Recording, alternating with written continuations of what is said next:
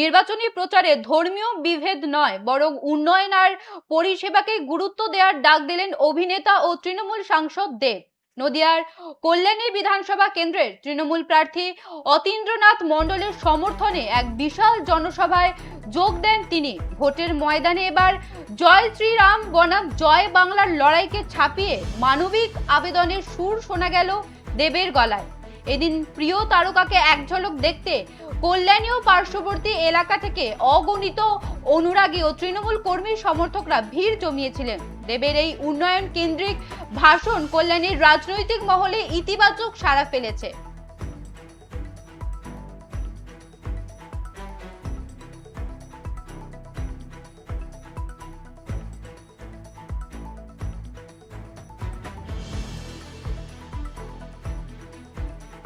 আপনাদের আবারও জানিয়ে রাখি, নির্বাচনী প্রচারে ধর্মীয় বিভেদ নয় বরং উন্নয়ন আর পরিষেবাকে গুরুত্ব দেওয়ার ডাক দিলেন অভিনেতা ও তৃণমূল সাংসদ দেব। নদিয়ার কল্যাণী বিধানসভা কেন্দ্রের তৃণমূল প্রার্থী অতীন্দ্রনাথ মণ্ডলের সমর্থনে এক বিশাল জনসভার যোগ দেন তিনি। ভোটের ময়দানে এবার জয়শ্রী বনাম জয় বাংলার লড়াইকে ছাপিয়ে মানবিক আবেদনের সুর শোনা গেল দেবের গলায়।